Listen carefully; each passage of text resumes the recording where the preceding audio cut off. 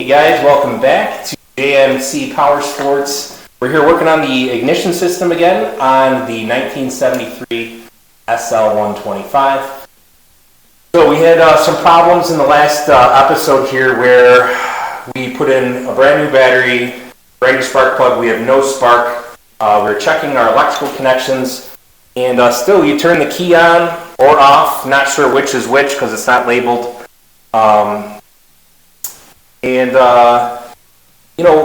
Got to thinking about it, and I'm curious if these controls here being undone are not giving us a ground. I did a little research online, and I saw that a lot of problems with the electrical on these things has to do with bad ground. So I think just to start real quick, it won't take too much trouble. We're going to actually get going and get these controls bolted on.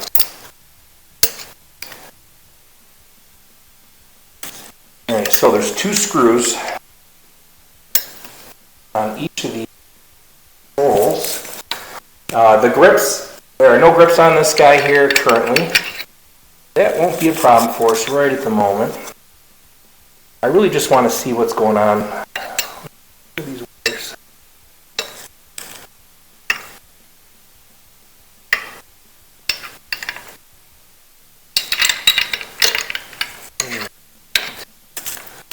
Here's a big old bundle of wires here. Let's see how they get out.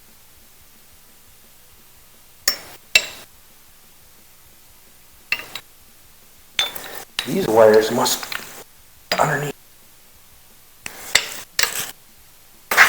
Bolt on here.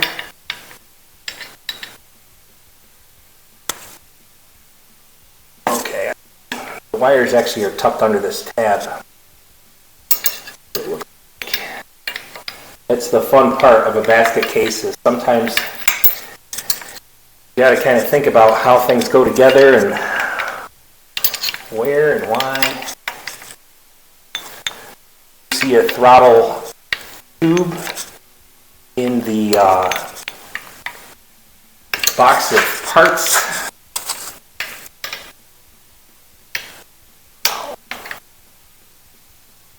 Really trouble here back in.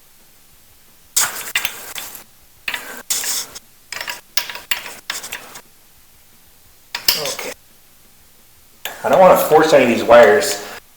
These wires are many years old. I don't want to. So wires are pretty old, so I don't want to think or crimp or pull out any of these connections. And we'll get the other side in. I don't know, I could be completely wrong about the whole ground situation, but there's a lot of wires going in these bars and also these switches. So again, up here on the top, we do have a kill switch. Now, if this kill switch isn't working, this could be part of our problem. I'm going to go over to this side here. Now this side has the horn, and this has left and right turn signals. So if you look inside here, there's actually some connections. Now whether that has to do with the ground, hard to say. We're going to put it back on anyways.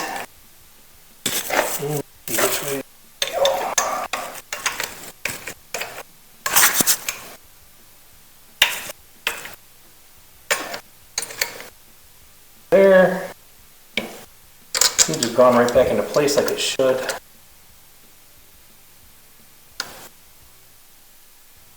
That screw is snug.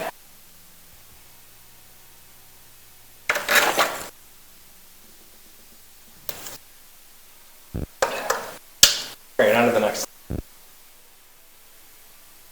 Now that we have those two controls put back on, I'm just for grins, I'm going to just see if this has any spark at all.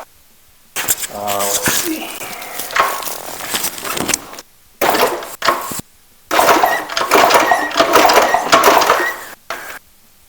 I don't know what position the key needs to be in.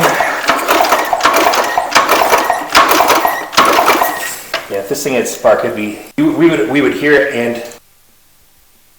okay, well,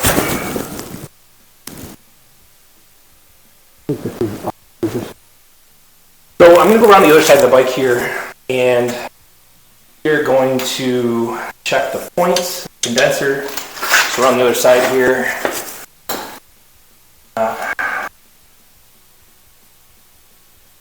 This wire here goes down here. Interesting. One ran the wire in the fin there. Okay, so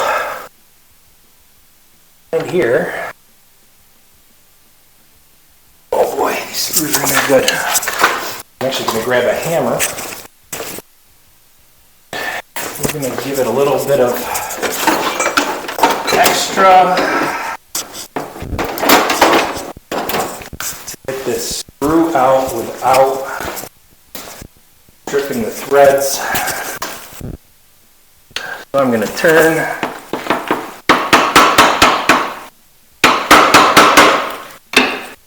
Get another turn here. Light over here better so you can see what's going on. That one's loose. So just a little trick I learned. I'm turning to the left. Now I do also have an impact that we can use, but let's try and use some old school techniques. Now again, whew. Wow, that was tight. So this is quite possibly the first time this engine's been apart since 1973. We're all seeing this together. Light in here. Now I'm being very careful that I don't damage this gasket. Alright, here's our points. What I'm going to do is I'm going to turn it over, and what we want to see is this gap opening and closing on our cam. Now, I did look up a couple websites for reference. They say that this gap should be about 14 thousandths. Let's just see if that moves. Open and closes. Here's open.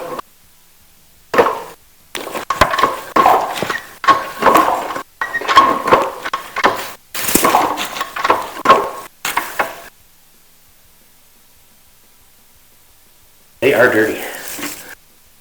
So, you could, you want to say cheat, you could actually spread those open and use a file, a nail file, or some real fine emery paper, but let's do the right thing. Let's put in a new set of points and a new set of, a new condenser. So what I'm going to do, actually what I'm going to do first is I'm going to undo the negative on the battery, just so we don't have any power running through this. I know if it really had power going through it, I think we would at least see the neutral light come on, the headlight would work, tail light. So there's probably something going on. But for right now, so I just undid the negative terminal on the battery. What I'm going to do is I'm going to find where the points are open all the way. I'm going to do it by eye.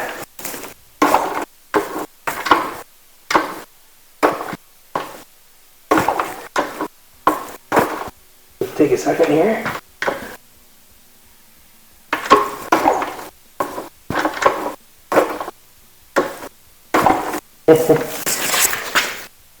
You gotta be real careful. He's getting here a little bit closer so I can see what I'm doing here. And the reason I'm doing this is because I want to set the gap with the new points.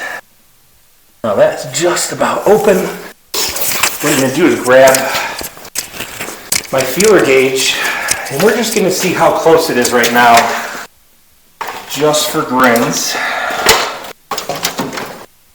Now, let's see.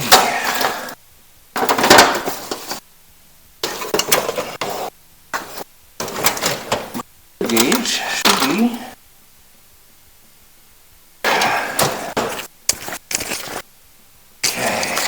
so, now this is just this is the Steers thickness gauge set. These are many years old, but they're still pretty good. What we're going to do is we're going to find, there's 12, Here's a 14 thousandths feeler gauge. What we're going to do is we're just going to see how close it is. Well, a little bit bigger. Since we have the 18 on top, let's just see if the 18 goes in. Just starting to drag. Well, maybe not. Let's try an 18 into 3, 21 thousandths. All right, I got about, so it's about 21 thousandths. So the one website we went to is 14 thousandths what it needs to be. Are these points worn out, or are they just junk? I mean, there could be lots of reasons why it's at 21 thousandths, but you know, it's got very low miles on this bike, so that really, what are the chances of that? But I can tell how dirty they are. So why don't we start with this? Why don't we disconnect our points and go from there? So I'm going to grab our screwdriver again.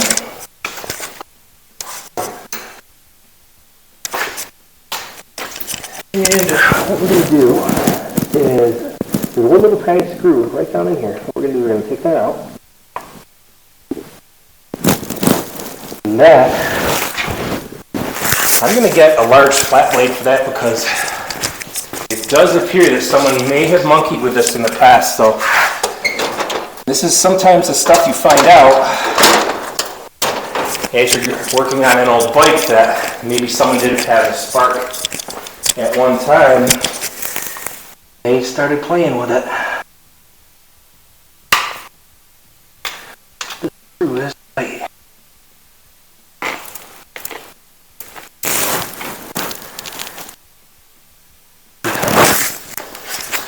I'm going to go grab a larger screwdriver.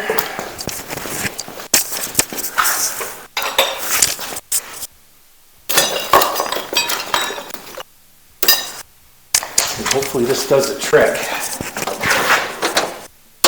May actually end up using my little hammer trick on this screw also. I'd rather not though, because it's pretty small.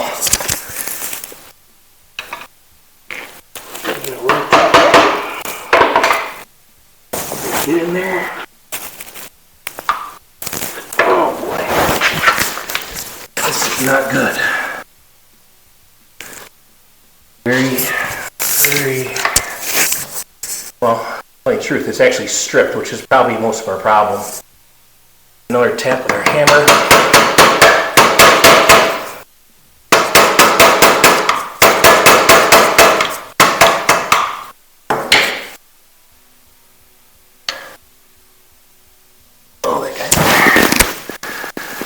So, another trick we can do is actually just another screw back here. I just dropped my microphone, so just bear with me for 1 second. I've been having some microphone issues. In the last couple videos, I'm trying to get this so you guys have really good quality videos. Alright, so this one came out. Let's try again on this guy. Oh boy. Just got it out, guys. So this is definitely going to need a new screw. You can see how it's just hammered. Okay, so if we go to our points set up, you can see the power lead is right there. I'm going to have to grab a little baby wrench to get in there to loosen that nut.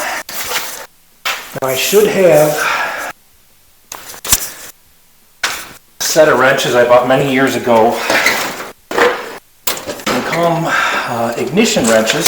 Let's see. Okay, here's a set here.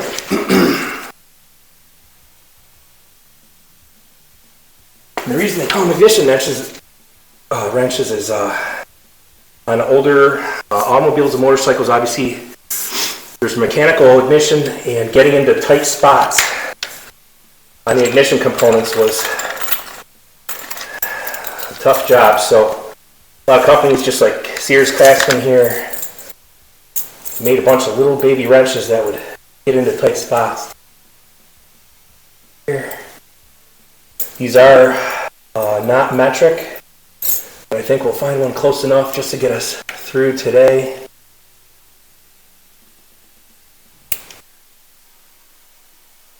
Get it. this one is a 7/32. Again, not metric, but get us through what we need to.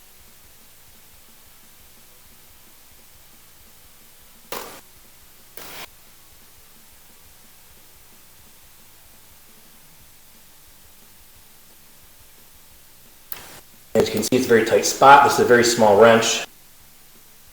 Not easy to get out, but a little bit of patience. Little baby nut off. Don't want to. So this is all under spring pressure. Carefully take it apart, and I'm taking note where the washers are. There are a number of washers on there. I'm going to set that down in here. And here is our points. So if we open our points up, see the faces of the points are definitely dirty and corroded and may or may not be able to be saved. So I'm just going to leave that guy down there for right now. Our engine, our camshaft, is in the highest position, so when we put in our new points, we'll be able to gap the points easily. So we got a brand new set here of condenser and points. A little bit of grease. We got a brand new condenser here. Very nice. And I was hoping our new points would come. These are nice and clean. Brand new. These do not come with new screws for the plate. You can adjust that. So what I think I do for today, just to see if we have a spark, is the screw that is stripped out the most, I will put that in the position that is easiest to get to. That way, if for some reason we're going to have trouble getting it out, we'll at least be able to get some vice grips or something on that. So let's take our new points back on the bike. And quarter. Looking to see where I set down that 7/32 wrench here.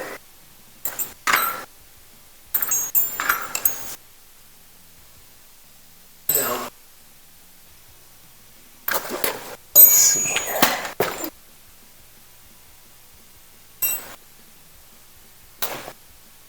Okay. Alright, so what we got to do on this guy, again, is loosen that nut. Now this actually already has all those washers and a lock washer all in the right spot. So if we are very careful,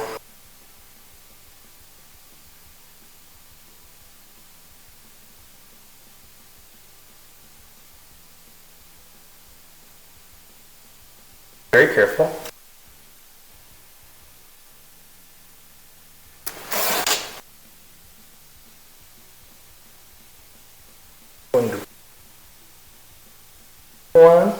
Now there's a series of washers.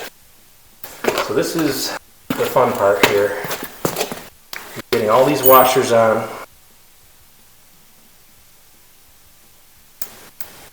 Kind of need like 3 hands and very small fingers, and I already dropped the one washer there.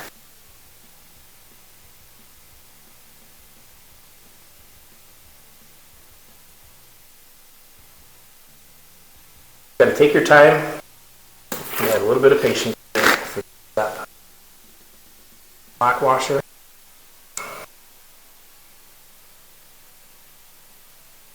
Definitely patience part. Oh, because it is very tricky. Put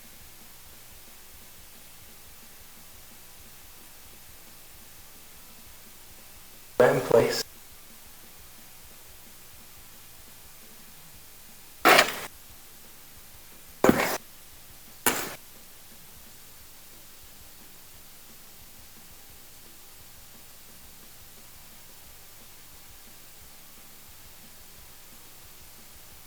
Washer. So I'm going to grab the lock washer. The old one. Yeah.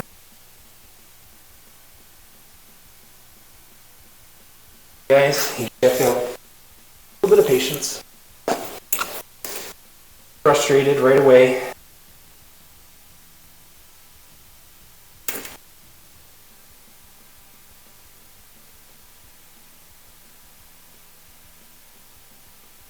Oh. Okay.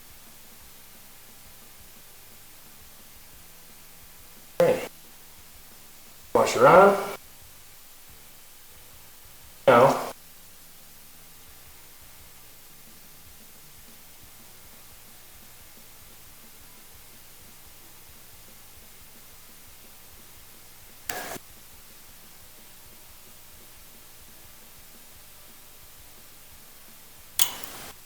And then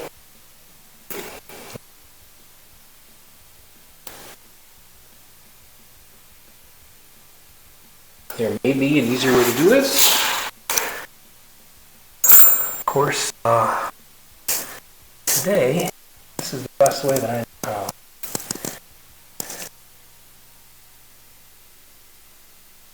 Oh, I gotta find a flat washer here.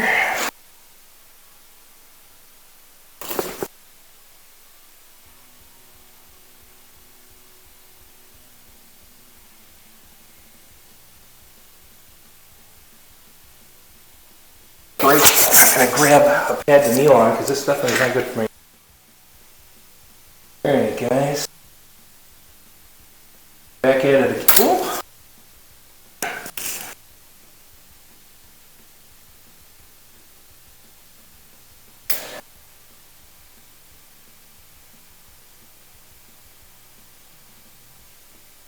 We're putting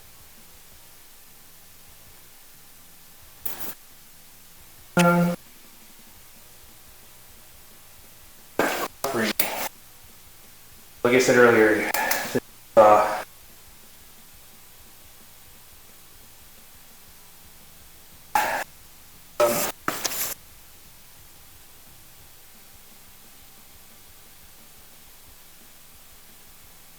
maybe an easier way to do this. Like I said earlier, I just maybe an extra set of hands, a little bit of spring to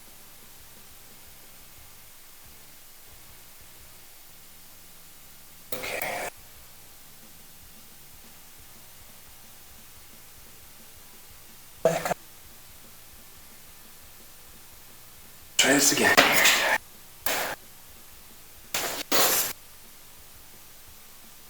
Steady hand, patient. There we go.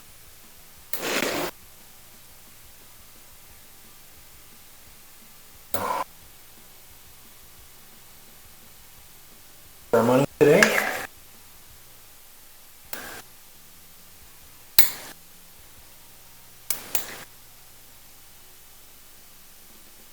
One thing I just realized is there is a clip here that you could take off. Maybe I've done that from the beginning.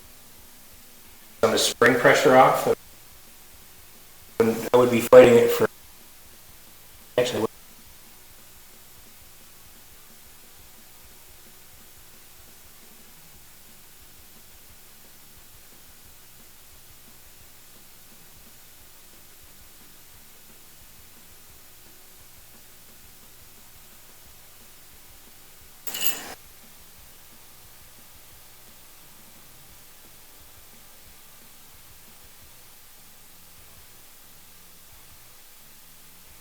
Okay, now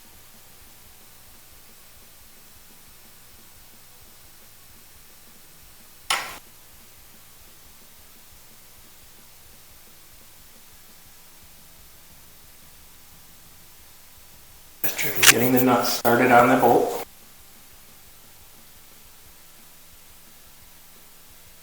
Go to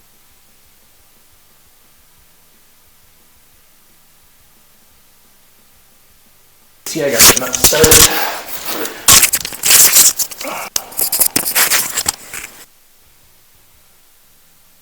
Get that tightened here in a moment. Okay, so finally,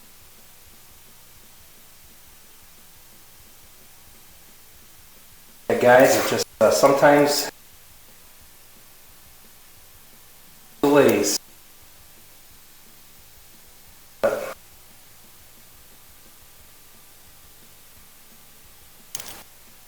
Stuff apart is definitely easier than put it together sometimes.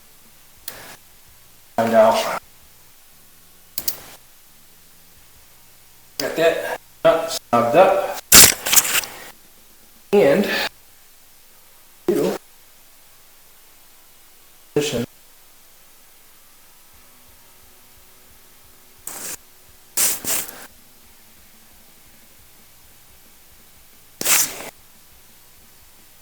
Might have to loosen out again. Firing wood.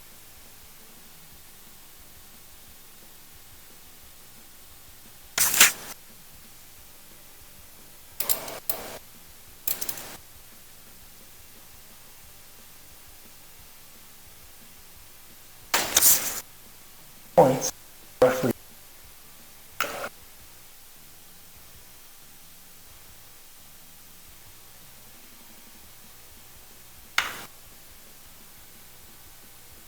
And I rotate. So I'm going to put our good screw beat up on the inside because that was relatively easy. So I'm going to put that guy right in there. So this is our pivot. So this is what we're going to have to adjust for our gap of our. So I'm just going to snug up this just a little bit more. All right. So our other screw here.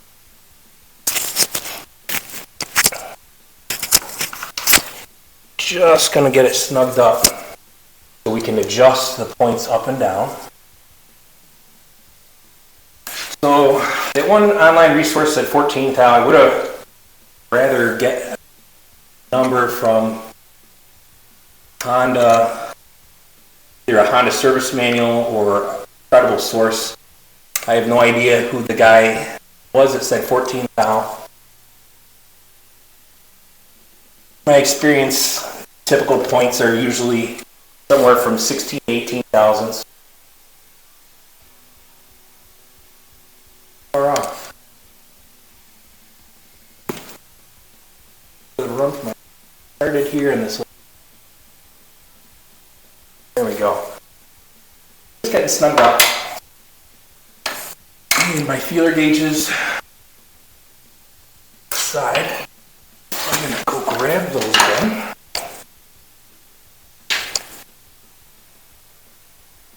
So I think for this exercise, I'm going to go to, let's go to 16 thousandths. It's not exactly what was there before, a little closer to where I think it should be here on our set. Okay, here's thousandths. Right now, let's open feeler gauge. So what I'm going to do is I'm going to push down by hand just until this feeler gauge starts to get snug. Right there. So what you want to feel is a slight drag. There's a slight drag. So, other hand, screwdriver, snug up, steer. Alright, now, feel a slight drag, slight drag. So now, when we kick it over, you should see the points opening and closing.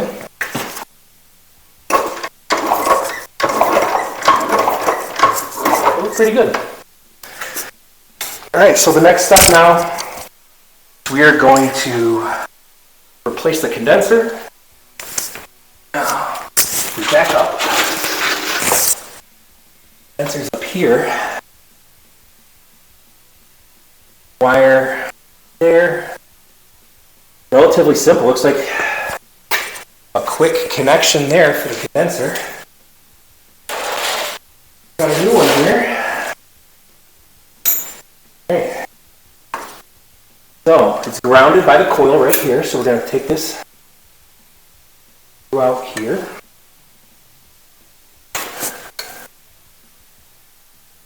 Nothing like putting new shiny parts on an old bike. Alright, so I'm going to just do this step by step so that we don't miss any steps. Here's our brand new condenser.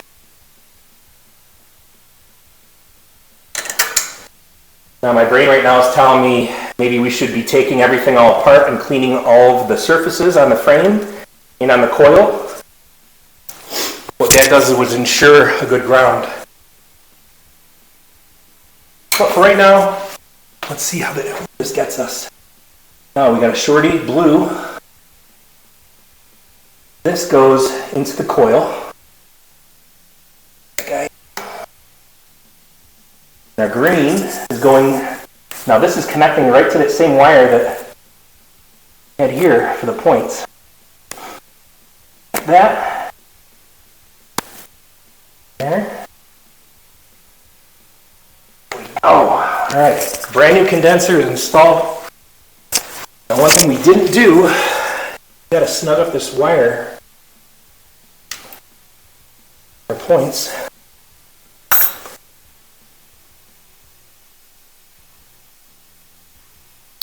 Just going to get all snugged up.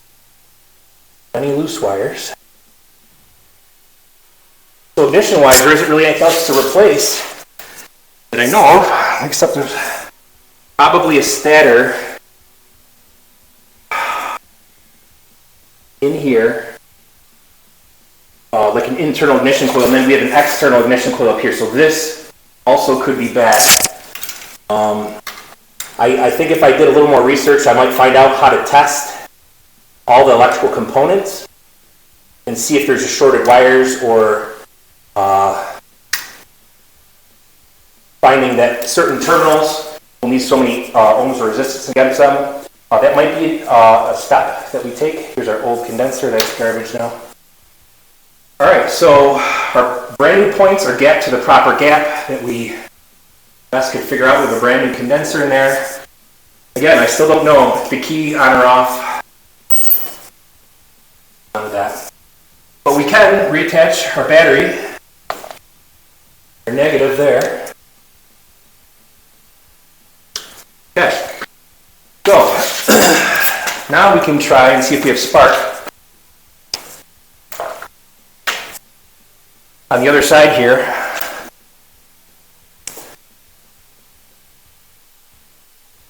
so the key, I think, in on position now.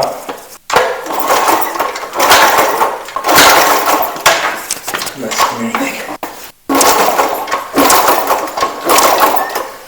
That sucks. Got a key in the opposite position.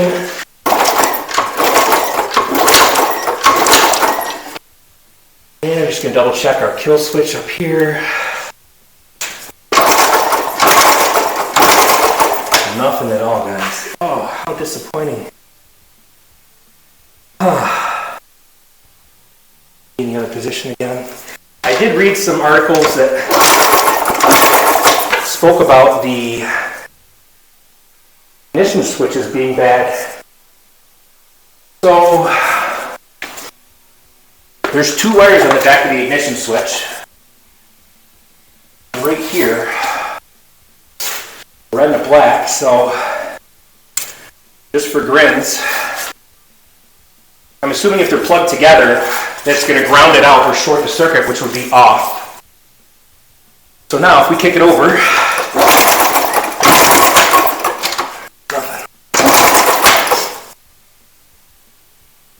or let's connect them. I connect together.